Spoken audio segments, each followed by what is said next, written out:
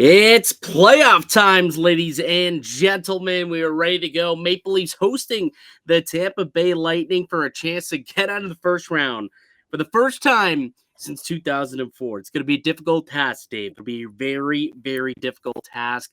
Let's break down the series and give a prediction on how we think that things are going to unfold on today's edition of Locked On Leafs.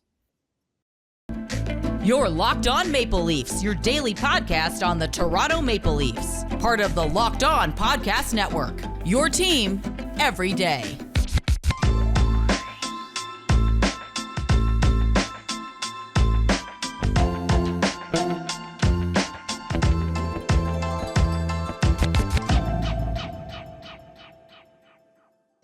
Hello and welcome to the Locked On Leafs podcast, your one-stop shop for all things Leafs. I'm your host, Mike DiStefano from TSN 1050 Toronto Radio, also known as Al's brother on TSN's Overdrive and TSN 1050's Leafs Lunch. Joining me, it's my co-host, Dave Morassutti from Sportsnet, also a writer for the NHLPA.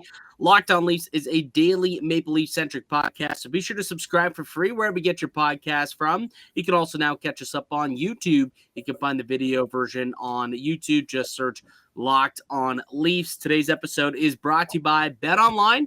BetOnline has you covered this season with more props, odds, and lines than ever before.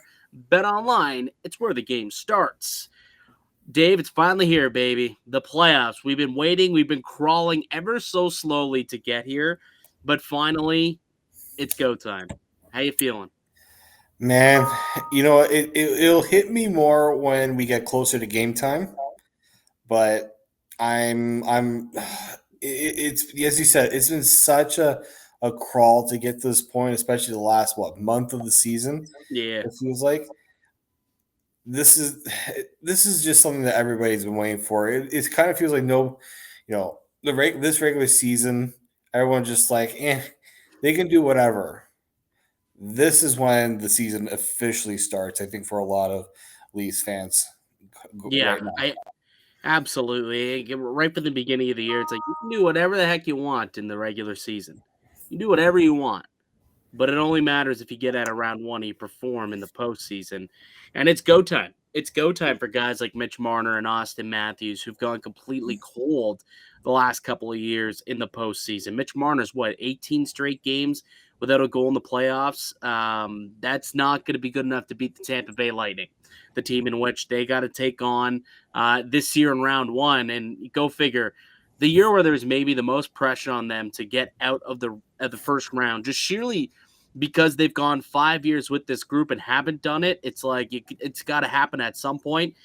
And unfortunately, probably the hardest draw that they've had to this point. But I mean, Dave, here's the big question I want to know. Would you be satisfied if Toronto was eliminated in round one, but put up a valiant effort knowing that it was against the Tampa Bay Lightning? Or is a round one victory, no matter who the heck the opponent is, the expectation right now? That's actually a great question, because I know people are going to have varying responses to this. I just feel like this is such a dumb draw for the Leafs in terms of they have one of their best regular seasons in franchise history, and the reward is the Tampa Bay Lightning. But personally, I just feel like if they've constantly have made it known they play better when they go up against teams that are of the upper echelon, right? Yeah. So even though they're not, a lot of people won't favor them in this series, I just feel like at some point you're going to have to face a good team to have success in the playoffs. There's no bad teams really in the playoffs. So, yeah, I'm not going to be totally, it's going to be different for me to be frustrated if they lose to Tampa versus losing to Columbus and Montreal. But at the same time, you're not going to escape the narrative of another first round loss if that were to be the case. Yeah, I'm of the belief that even if you take it to a game 7 and you lose, let's say in overtime respectfully, and they're all close, tight games, you give it your all. If this team gets eliminated in round one, to me, what that signals is this is as far as this core can take them, unfortunately. Hell of a team that they put together, but the team to beat is Tampa. And if they give it their all and they show everything, And as far as they get is a Game 7 loss. To me, that means that the team that's built, the core that's there, might just not be good enough to beat the Tampa Bay Lightning. And unfortunately, the path to the Cup goes through Tampa. It's going to have to go through Tampa, right? You're in the Eastern Division. You're in the Atlantic or the Eastern Conference, the Atlantic Division. Odds are, unless they catastrophical or they just absolutely collapse one year, which I don't expect to happen, you're going to have to show that you can beat the Tampa Bay Lightning at some point. And I think that this is a big time to do it. I spoke with Jim Ralph a few weeks ago on Leafs Lunch, and he had a great line to me, whether it was Boston or it was Tampa. He said, you know what, if you're Toronto, you either slay the dragon or you want to slay the king. And in my estimation, if you want to be the best, you got to beat the best. That's the Tampa Bay Lightning. I think the Leafs have a real good chance to do it too, to be quite honest with you. Surprisingly, if you look at our friends over at Bet Online, they have the Maple Leafs favored to win the series at minus 130 to win the series. They're the favored team in Vegas to win. Does that surprise you? A little bit, actually. Just because, yeah, I think maybe it's where maybe the betting are a lot, like how's everyone's betting is kind of putting that line the way it is. It's such a weird thing because of like how close these teams are too. I'll just say this: it opened as 130 favorites for Toronto, so the betting, the numbers haven't factored into the line movement. We may see some movement by puck drop, but the opening line was 130, which does suggest that Toronto's favored by the book standards, by whatever numbers they've crunched. Which is interesting because usually, how many times you're going to give the reigning Stanley Cup champions the underdog role in terms of the betting line? And the other thing too is this because Toronto has home ice advantage? I would assume, that to me, I think that's what it is. Because Tampa hasn't had they haven't been the road team. Sure, maybe you count the bubble because no one had home ice advantage, but this, like last year, they were the home team throughout. So maybe that's a new thing that they have to overcome, not having that advantage.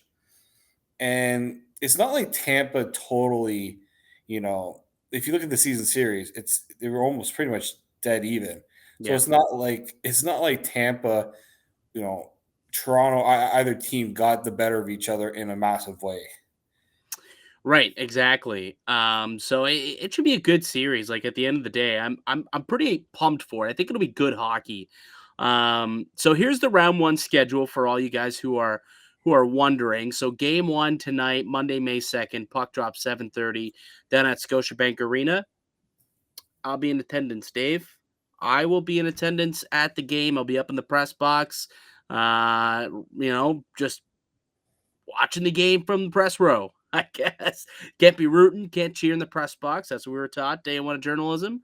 No cheering in the press box, but I'll have some internal fist bumps when, Mitch Marner eventually, hopefully, breaks his 18-game goalless skid he's on in the playoffs. So game 1 goes down tonight. Game 2, Wednesday, May 4th, also in Toronto. And then Friday, they head for game 3 in Tampa. No game on Saturday. The Leafs somehow get away with the Saturday game, and then they get the Sunday game in Tampa Bay for game 4, May 8th. Happens to be my father's birthday. Game 5, if necessary, Tuesday, May 10th. Game 6, if necessary, Thursday, May 12th. They're off Friday the 13th, which is my birthday, which also means that there's no Friday the 13th Game 7 collapse either. Because there's no 13th collapse because they don't play. Game 7 will be on the 14th, Saturday, May 14th, at Game 7, if need be, in Toronto. So that's the schedule for the series. You guys can mark down your calendars. We've also tweeted it out at Leafs, Locked On Leafs on Twitter. Here are the practice lines that we saw today, and we'll talk a little bit about some of the messaging that was coming out of practice as well. But it looks like, so Andre Kasha is going to be a game time decision, but he was skating on the second line with Mikheyev and Tavares today in a regular sweater. So that's the update on Kasha. In a regular sweater, it'll be a game time decision. I also noted that he was on power play 2 in the bumper roll on power play too. So that's another kind of indicator that perhaps Kasha will be ready to go by game one, which I wasn't entirely expecting. Were you? I was thinking that there's a better chance that Michael Bunting was getting in over Andre Kasha. Which That was sounds like he might not actually. yeah. Bunting, also going to be a game time decision, but it's looking less likely today in practice.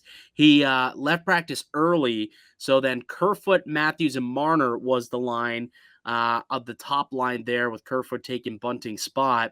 He'll be a game time decision as well. Nylander, Kampf, and Engvall, we've seen that line do some damage actually throughout the last couple of months here of the season. They've really worked well together as kind of a 200-foot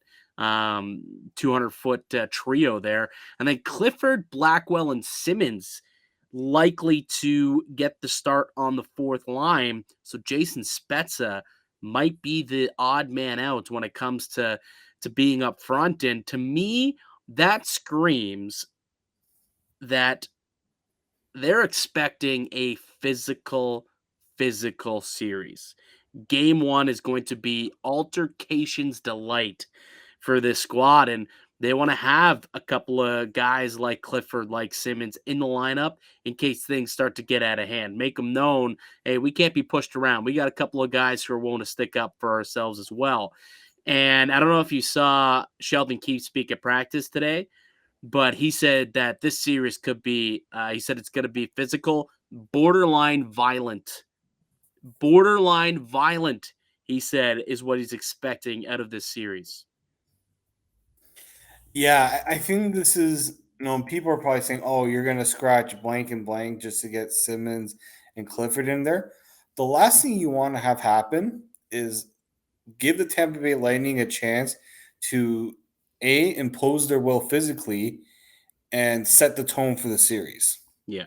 You don't want to do that, right? Game one is, it's maybe sometimes people put too much into game ones. I personally think you look at how the last few series have gone for the Leafs. Game one has always been one that I look back at the Montreal with what happened to John Tavares. That sort of set the tone for the series in a way. Yeah. Even though they were able to get up 3-1, I just feel like you don't want to give Tampa, a team that's experienced, that's been there before, any belief that they can impose their will physically and intimidate the Leafs. Yeah, absolutely. I agree with you wholeheartedly. And we've heard Sheldon Keefe say numerous times it's going to be a bit of a fluid lineup. So whatever we see in game one, I wouldn't expect to see the exact same lineup roll over into game two either. Even if they win, I think there still could be a chance we see Jason Spezza draw in for a guy like Kyle Clifford just to get some fresh legs out there for a second game. On the back end, Riley, Lyubushkin, Muzzin, Brody, Gio, and Liljegren. Sandin will not play game one. That is guaranteed. He's not ready to go. Justin Hall going to be the guy up in the press box to start game one. So this is the lineup that we envisioned as the game one defensive pairings, and we talked about it last week. So it looks like we were bang on. Sheldon Keefe also believes that this is the six guys and the pairings that he believes gives this team the best opportunity to win game one. I like it. And Muzzin's kind of the wild card there. If he can play well and playing with TJ Brody, he could prop him up a little bit. But Jake Muzzin's going to be the one that I'll be watching pretty closely to see how that goes. He's only has a couple of games since he's returned from injury, and neither has necessarily been against good opponents. He had Detroit on Tuesday, and then last Friday against the B squad, essentially the Providence Bruins, he got to play on Friday, right? So he hasn't taken on a team like the Tampa Bay Lightning, a playoff caliber team before, or yet, I should say, since returning from his injury. And the playoffs, everything gets ramped up. It's a whole nother beast. So that's going to be the interesting kind of pairing that I'm going to be kind of keeping my eye on is how does Muzzin look against the top level competition? Yeah, and look, like for me, the issues with Jake Muzzin has never been experience. He has the experience. He's been there. He's done that. It's just, does he have the physical capabilities to handle a series like this when the play gets that much tougher. I think you're totally right. He hasn't really been challenged. People can say, oh, he's looked pretty good since coming back from injury, or he hasn't looked too bad. Well, it hasn't been hard yet. He hasn't really played in anything that's significantly like overly difficult. So Right. I want to give him the benefit of the doubt. I think they're doing this the right way, and this is not just because I don't want to see Justin Hall play. It's more so you have Justin Hall there if Jake Muzzin can't do it. I feel like that's the interchangeable part because you can move TJ Brody to that left side and you could put Justin Hall. Like that's an pretty easy move to make there if game one doesn't work out the way you go. Yep, absolutely. If it doesn't and he can't keep up to the speed of playoff hockey, it sucks. It really does suck because he's a leader on the squad and with this club. But I mean, if he can't do it and he's going to be uh, inefficient and it's not the most effective player, unfortunately, he may be a guy who just won't be able to suit up for you come game two. Hopefully, that's not the case, right? Hopefully, that is absolutely not the case. And he'll be able to get the job done because I think a healthy, productive Jake Muzzin and what he brings to the team is certainly a heck of a lot better than not having him in the lineup. Jack Campbell getting the start between the pipes. That is absolutely not a surprise, but this is actually like we're starting to see a different side of Jack Campbell.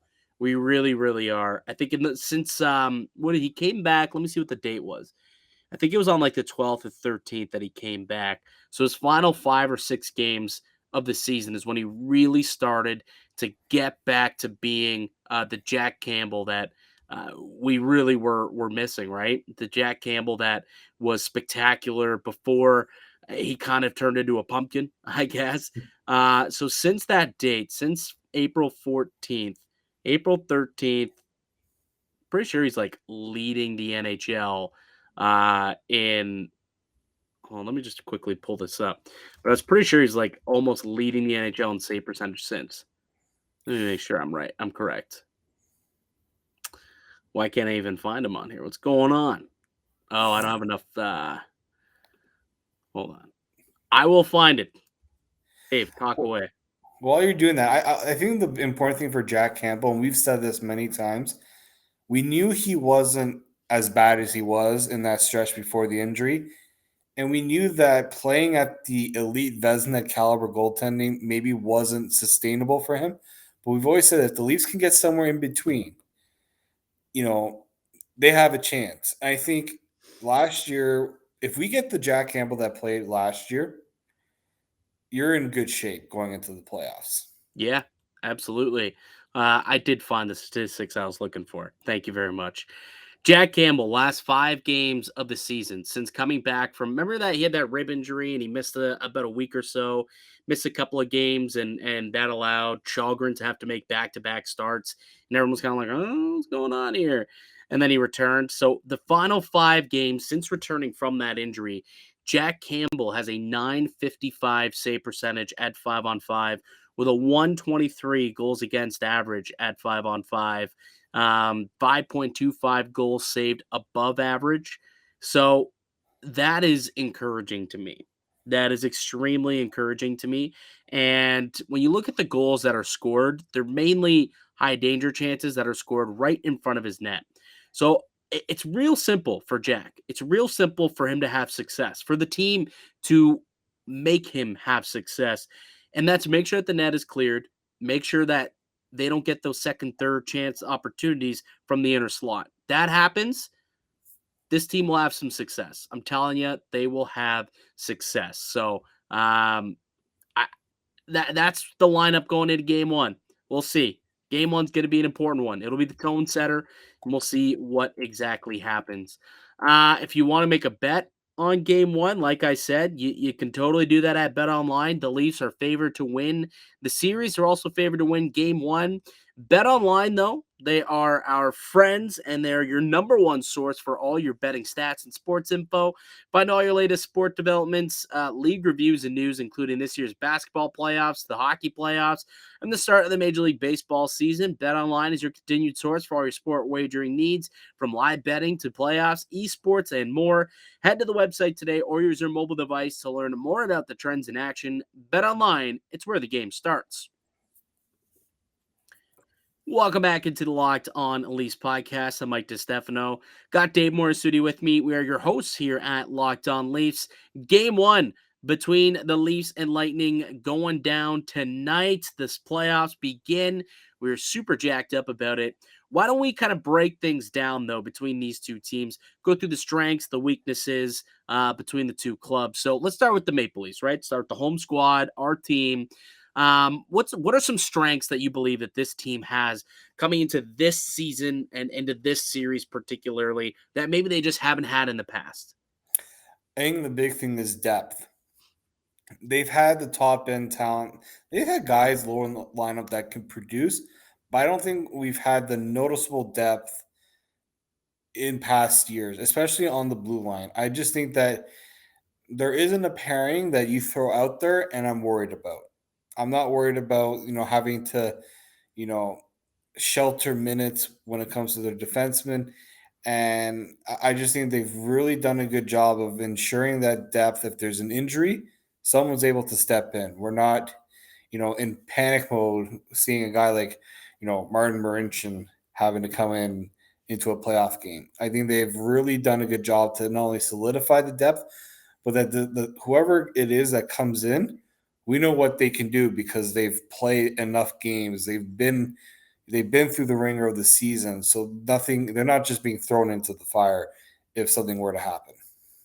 Yeah, I completely agree with you. I think that the depth, both up front and on the blue line, is a lot better than it's been in the past. I mean, you look at this season, the Leafs. I know scoring was up a little bit, so you can say that some of these numbers might be a tad inflated, but still, 7 Maple Leafs eclipsing the 50-point mark this year, and they had a dozen guys have career years for points. So look, I think that there is depth there, and there's guys who can certainly put the puck in the back of the net. I did not realize how many points David Kampf had. How many points do you think David Kampf had this year, Dave? I didn't realize it was that many, but I mean, it's not like a crazy amount, but he had like one goal last year. Yeah, Literally, he had one this was. goal.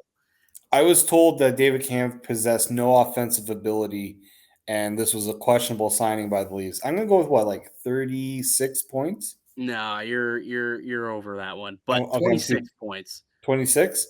Yeah. Okay, I knew it was somewhere with the six at the end. I was being Dave, a little bit generous with David Camp. always under deliver, guy. Under deliver. Come on. Not your first I'm rodeo. Italian. We can never go under with anything. We're always over the top. But hey, it's a career high for him, right? Last season, he had 1 goal, 12 points. This year, 11 goals, 15 assists, and 26 points in 82 games. His first 82 game season as well in his NHL career was amazing on the PK, and also career high 52.88%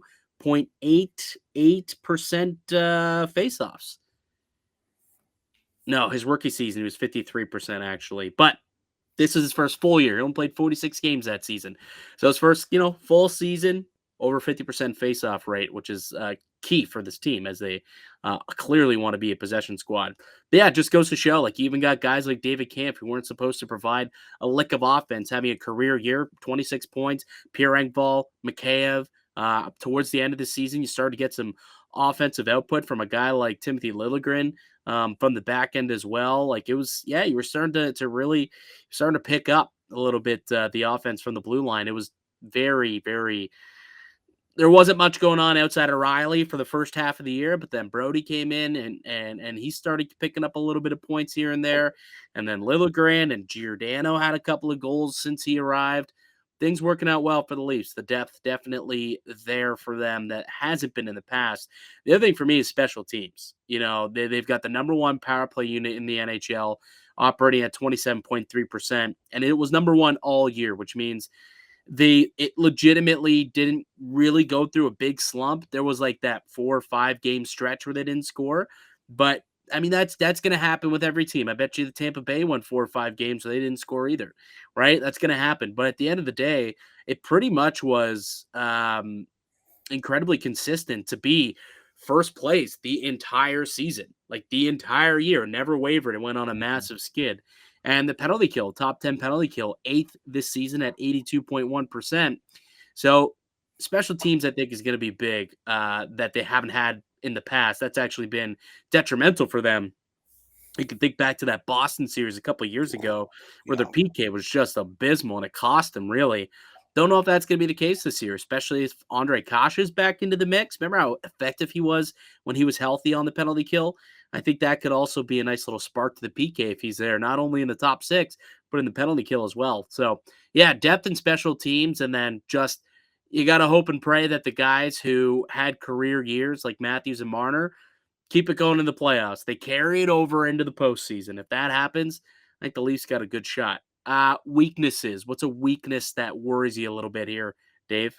You just mentioned how special teams have been a strength for the Leafs. I'm a little bit concerned about their penalty kill going up against the Lightning's power play, mainly because of what we saw in that last game.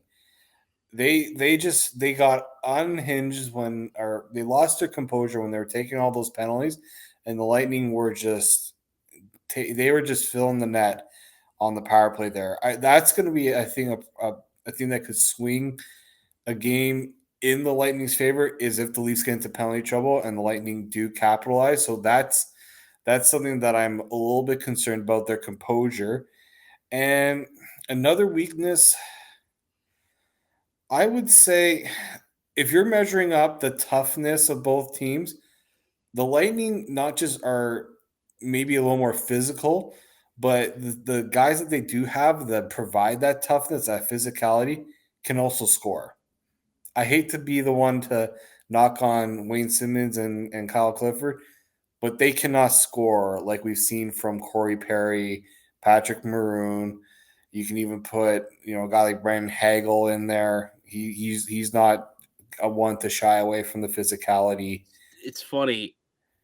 You mentioned those two players in the lot, like specifically Corey Perry and Patrick Maroon. The last 2 years, or last 3 years, I guess you can even go for Corey for them. Nobody else has been in more playoff series than those two guys. Corey Perry's made back-to-back playoff Stanley Cup final appearances too. He was with Dallas in the bubble, remember? And then Yep. he helped Montreal get all the way down there, both times losing to Tampa Bay. So finally pulled the Marian Hossa and said, screw it, I'm going to Tampa Bay to try and win a cup with them. But yeah, you're right. Like those are guys who continually have been successful in the postseason and have been able to score. And those are the guys that are often mixing it up.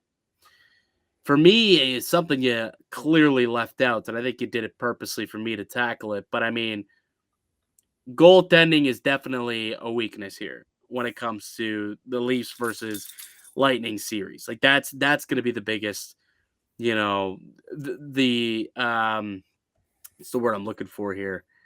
The biggest discrepancy in skill is in the goaltending position, right? Between Andre Vasilevsky and Jack Campbell. Now, Campbell's playing a lot better as of late, and Campbell, at the beginning of the month of April, he was kind of sputtering a little bit, but then found his game towards the end, and clearly is back to being, an all-pro type of goaltender, an all-world goaltender. But still, you just don't know what you're going to get out of Campbell. So to me, that's clearly a weakness there. The goaltending battle. The Maple Leafs are clearly the more inferior team there. Bolts. What do you think is their strength? Their strength is much like the Leafs. It's their depth, right? They've got 4 lines you got to be aware of every time that they're on the ice. They don't really have a weakness on that with their forward line, at least. Steven Stamkos has been, people always get concerned about how he will do with age. Nope, he's still good. Kucherov, man, he's going to be someone that I'm not looking forward to playing against, because you saw what he did in the playoffs last year when he recovered from that injury and proved to be just unstoppable in the playoffs last year. So yeah, like as good as the Leafs depth is, they are going to have their hands full with a Lightning team that can match them depth for line for line in this series. So Steven Stamkos ended this season on a 9-game point streak. Do you know how many points he scored in those 9 games, David? Oh, it was pretty high. I'm gonna go with like 21. 26 points in his final 9 games. I wasn't too far off. Just like that's 3 points a game. That's That's ridiculous. insane. It's insane. That's Absolutely bonkers. insane. And Yeah. that's why Tampa went from a team that we were not overly concerned about playing against because they weren't playing well, and not even thinking that the Leafs were going to play them at all because we thought they were going to slip into the wild card. And Yeah. then Steven Stamkos just like, hold my beer. I'm going to get us into second place and Yep. make everybody forget that we were ever struggling this season. Exactly.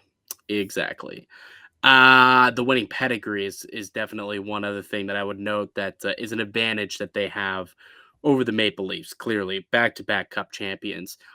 As for weaknesses, like you said, there's not much to like. That team's pretty perfect. Like up and down, that team is almost perfect, almost flawless. It's a reason why they've won back-to-back Stanley Cups. I'll say this: that third line not as deep as it was a season ago, right? We'll say that Gord, Coleman, and Barclay Goodrow was just so formidable. I don't know if they necessarily have gotten that type of production from Brandon Hagel that they were expecting to get. Cirelli's a fine player, and he's spectacular, but it just they don't seem to be getting the offense that they were. So I would say that maybe the fatigue factor, but also note this: we talk about the penalty kill and how you're worried about Toronto's penalty kill. Although Tampa has the 11th ranked PK in the NHL, they give up the 26th most amount of scoring chances on the penalty kill. If you're giving up all those scoring chances against the Toronto Maple Leafs specifically, that team knows how to finish on the man advantage. That might be somewhere where the Maple Leafs can definitely, get their cookies and get points and get goals on the board on the power play. If they're giving up that many opportunities when they do give up the man advantage. Yeah, like we've seen how the Leafs have. They're not necessarily trying to defend on the penalty kill. They want to be They basically want to make other teams defend on the power play. I like that strategy. It's proven to be quite useful at times, and we see Mitch Marner. I think been pretty much Marner and Camp have been the benefactors of it for the most part. And then when you add the speedsters like Engvall and Mikheyev to it, it's just it does create a bit of a kerfuffle when you're going on the power play. Yeah, I think you misheard what I said though. I was talking about Tampa's penalty kill. Oh, And when they're killing off penalties, they give up the 26 most chances. Luckily, they have an all-world goalie that doesn't allow a bunch of right. goals, so their power play is ranked high. But if you're going up against Toronto, who has a significantly better power play than anybody else in the league, Right. if you give up that many chances, Vasilevsky's good, but I still think that the Maple Leafs will be able to break through and score on the power play, and that could be their way of getting some sort of an advantage in this series. Yeah, no, I think I probably should. I was gonna bring up the penalty kill, but I do think you're right in that we saw the Leafs in that game that they beat Tampa with Matthew scoring that hat trick. We saw what happens to Andrei Vasilevsky when Tampa's defense Crumbles. isn't at their best, and he can't bail them out. Right. And I think if you're the Leafs, yeah, Andrei Vasilevsky is going to be a pain. But as people have mentioned to me this season, he's looked a little more human than usual, and that's because this is really one of those seasons where he's had to play a lot, and Mm-hmm. and it's been there could be some fatigue with Andrei Vasilevsky, and he's That's played the a other lot of. weakness. That's the other weakness that I did write down, fatigue. There could be some fatigue going on with the Tampa Mhm. Bay Lightning, or at some point we could see it. We thought we were seeing it a few weeks ago. Will it happen here at some point in the playoffs? I don't remember who said it, but I believe somebody came on and told me typically the fatigue sets in with Stanley Cup champions the second round. We'll see. We'll see if it factors in to round one and if Toronto can take advantage of it. Before we get to our X factors and make our final predictions, Dave, why don't you tell the good folks about today's show sponsor, Built Bar? Yes, our good friends over at Built Bar. Um, Summer is coming, and with summer, you're going to need some food on the go. Built Bars are the perfect snack to take with you on family vacation. Throw them in your bags, in your kids' backpacks. Make sure that everyone has a bar so you're fueled for your summer adventures. Best part about Built Bars, they're healthy and delicious. No more sacrificing delicious food for health. With Built Bar, you can have both, and it's easy. All you have to do is go to built.com and order now. As we've mentioned many times before on this podcast, all Built Bars and their puffs, obviously the first ever protein infused marshmallow, are made with 100% real chocolate. That means with Built Bar, you can eat healthy and actually enjoy doing it. And look, they got some great flavors like banana cream pie and even churro. I'm a big banana cream pie fan. It's one of my favorites on top of the cookies and cream. If you're not a fan of if you're not a fan of marshmallows, Built Bars make sure that there's something for everyone. You can look at their flavors. They got multiple different types of flavors. They are also very healthy for you. 130 calories, 4 grams of sugar, 4 net carbs, and 17 grams of protein. If you compare that with other candy bars, they're usually about 240 calories, 30 grams of sugar, and dozens of net carbs. So how can you go and enjoy some great Built Bars, as I mentioned, like banana cream pie, raspberry, double chocolate, and so many more? Go to built.com, use the promo code LOCK15 and get 15% off your order. So that is promo code LOCK15 to get yourself 15% off at built.com. Welcome back into the Locked On Leafs podcast. We're previewing Game 1, which goes down tonight. I'm Mike DiStefano, Dave Morassutti with me. We're a host here at Locked On Leafs, and make sure if you're not subscribed to us, go ahead and click subscribe. Whether you're listening via audio or video on YouTube, subscribe. We'll be bringing you daily content through the entire Stanley Cup run and beyond. We take this thing Monday to Friday all the way through until the end of the Cup final, and then even bring you 3 shows a week during the off season as well. So nonstop Leafs content 365, but you got to be subscribed to get it all. Locked On Leafs. So we've kind of previewed it. We talked about what we think are the strengths and weaknesses of both clubs going into this series. But who do you think are going to be the X factors for each squad? Because there's always somebody who can maybe tilt the scales a little bit in his playoff series. So let's start with Toronto. Who's kind of the X factor you think for this team, or the unsung hero who will end up being that unsung hero throughout this 7-game series? I'm going to take out the goaltender. I think that's too easy of an answer for us. Jack Campbell's the way too easy answer, right? So outside of Campbell, who do you think has a chance to be the X factor for the Maple Leafs? I'm going to go with our boy William Nylander. Ooh. I just think we started to see Nylander. He's getting up there. He's getting up there. He finished with 80 points on the season, which if you consider all the things that have been said about him and all the things, all the struggles, guys still put up 80 points, right? I Like know. I think if the Leafs are going to want any chance of beating Tampa, they need. Lots of power play cookies. I'll say that. I'm pretty sure over 50%, maybe even 50% of his points were not at 5-on-5. But yes, 80-point man. Hey, Continue. you know what? Against Tampa, I saw him score on the power play. It was a There you go. beautiful goal. There you go. But you need someone like him, because we've seen other teams in these playoff series hone in on Matthews and Marner. The main targets of the defense. William Nylander needs to give Tampa more attention. They have to make Tampa respect him more.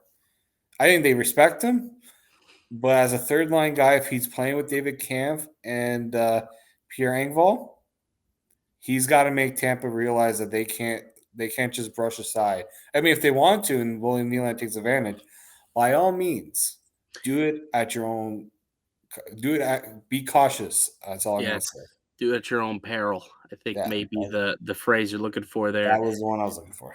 He's definitely, he's going to be a guy who can make a difference in this series. And I like the fact that they're going to roll with him on the third line to start. Like, I think that could provide a mismatch. If you got to send out guys to try and, clamp down on Matthews on the top line, obviously, and then you got to try and stop what's going on with Tavares, McCabe, and then Kasha if he ends up playing there. All of a sudden, Engvall, Kampf, and Nylander, you're battling against third pair defensemen, which they're still good. I think Sergachev is still in that third pair. He's a real solid player, but you're also playing against bottom six competition. So it could turn out to be a bit of a mismatch. And you're right, he could be an X factor. For me, I'm going on the blue line. I'm going on the back end, and I kind of talked about it already. But for me, it's Jake Muzzin. What Jake Muzzin are you going to get? Because if he can kind of, give you, I don't think we're going to see the Jake Muzzin that we saw last year, where he was just a legitimate shutdown defenseman, a guy who was just overly physical. He could still skate, make solid decisions, and was legitimately a potential at the beginning of the year candidate for Team Canada just because he was that good. If he could get back to being maybe like 90% of that, I think this club's in a great spot because now you're really, really deep on the blue line, and you're not worried about Jake Muzzin costing you anything. And you've got three lines that are just cooking. And Jake Muzzin's big for this penalty kill as well. Let's not forget that. Like having Muzzin out there to kind of clear the net and the penalties and block shots the way he does, he brings that physicality, that edge. And if he's not playing well enough where you have to pull him out of the lineup to put in Justin Hall, it just makes his team weak. It makes him weaker, but like legitimately weaker, and also mentally and physically in the game. Muzzin's just more of an edgier player. So to me, I think Jake Muzzin is going to be a massive X factor. Are you going to get Jake Muzzin from last year, or are you going to get Jake Muzzin who struggled for most of this year? We'll see what happens. It's probably somewhere in the middle is what we're going to see. Is that enough, though? Remains to be seen. I guess we'll find out over the next couple of weeks. All right, an X factor from the Tampa Bay Lightning. Oh, that's a good one. You want me to start? Well, I give you a chance. I have a couple players in mind, but I want to hear who you have first. All right. How about this one? Ross Colton. I think Ross Colton could be a guy. He's a depth player, but man, did this guy ever have an outstanding end to his season this year. He ended the year with 22 goals, and he played well in the playoffs last season as well. If you'll remember, I think he scored the game winner actually. But he had a point this year where he ended up going, what was it, like a 10-game span or something like that, in like the middle. Yeah, 12-game span. Scored 10 goals in 12 games, and he was just cooking this guy at one point. So if he can kind of get on a roll, looks like he's playing in the top six with Steven Stamkos right now, and those two have found a good chemistry.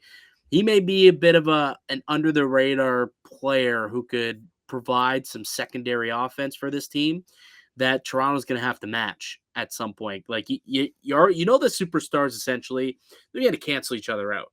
And then it's how does the depth prevail? And Ross Colton's a name where I think he could end up being an X factor just because he's been doing it the last little bit. 22-goal season. Ain't nothing to snuff at. Nothing to snuff at. No, so I think Ross Colton's a name. And he's physical guy who can play a tough game as well. He also had a really good game against the Leafs in that blowout. He did. He was very noticeable in that game, and I was like, oh, boy. He scored twice? He may have scored twice himself. He scored twice in that game, yeah. Yeah.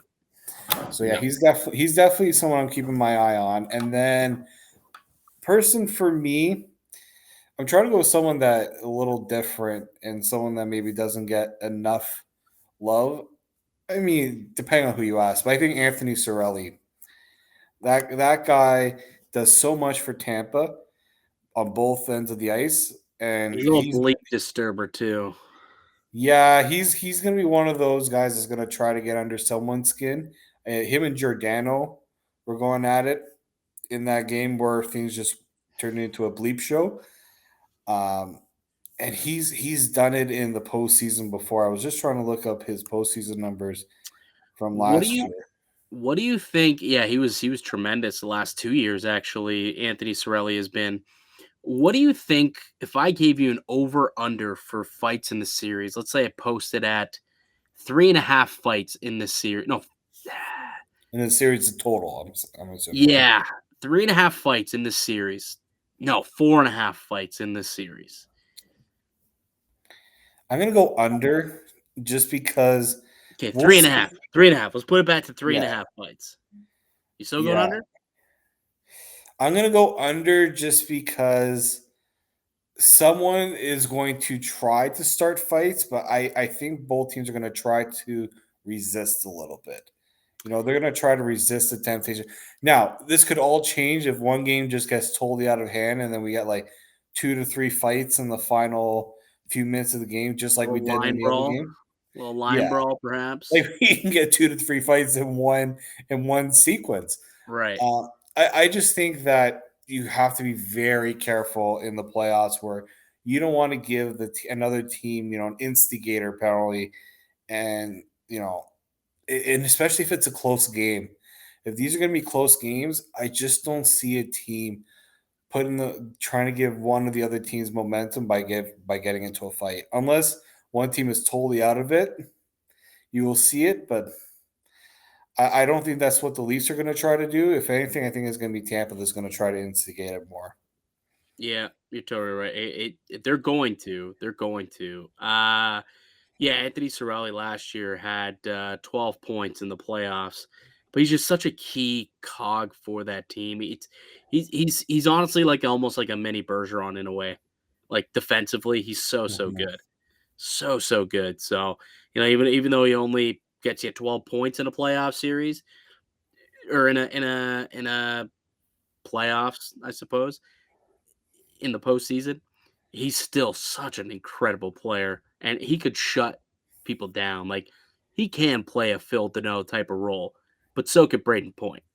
Like Yeah, that's the thing. They got a couple of guys who could play that Phil Deneau shutdown style of game, and you just got to hope that the Maple Leafs can match that and shut down the big boys on Tampa. That's what it's going to come down to. Who could do a better job shutting down the opposition's big boys. All right, time for the finale, Dave. Give me your prediction. Who in how many games and why? I'm going to go Leafs, and not just because I'm homering it. It's because I truly believe they finally get over the hump, and the reason why they'll do it in 6 games. We're not going Ooh, to get no game 7. in Tampa. They're gonna just in Tampa, kill them in Yeah, Tampa. I think they can truly win a game in Tampa, right? And I think Tampa's capable of taking a game in Toronto too. But I think the Leafs, if they can split one of the 2 games in Tampa, now depending on what happens in the first 2 games, but I truly think that they can beat Tampa and Tampa. I think there's a good chance you'll see quite a few Leafs fans down there too. Yeah, you will. But there was also last time they played, they got stomped on 8-1. They also beat Tampa in their own barn six You're to right. two. Yeah, no, you're You not see what I'm wrong. You're not wrong. We'll see what we get. I also think this is the year the Maple Leafs make it out of the first round. I really, really do. I got them going 7 though. I think this will be a grueling 7-game war. Um, just like Sheldon Keefe is predicting. This is going to be a physical affair. Whoever comes out of it's probably going to be a pretty bruised up team. I would think. Like Toronto's going to do their best to play a heavy brand of hockey to kind of throw it back in their face. It's going to be an all-out war. I think Sheldon Keefe is correct when he says like it'll be borderline a violent series. I'm expecting very similar outcomes out of this one. But it all starts tonight, Dave. It all starts tonight. Game 1, puck drop at 7:30 at Scotiabank Arena. You'll be able to watch it on CBC, watch it on Sportsnet. You can listen to it on TSN 1050 locally in Toronto. And we will bring you a post-game show in which you could listen to in the morning. Tuesday morning, you'll be able to listen to the post-game show on how Game 1 went down. But we'll leave it there for today. I'd like to thank you all for listening and supporting the show. You subscribe to Locked On Leafs podcast on all podcast platforms and receive daily Leafs content. Follow myself on Twitter at Mickey_Canuck. Follow Dave at D_Morassutti. And follow the show at Locked On Leafs. And also go and subscribe to us on YouTube as well. Let us know what team in how many games in the comments below. Let us know, please. We'll really appreciate that.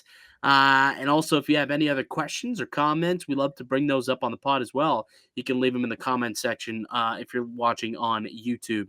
We're back with our episode. We'll be breaking down Game 1. Leafs, Lightning, going down tonight. But until then, keep it locked right here on Locked On Leafs.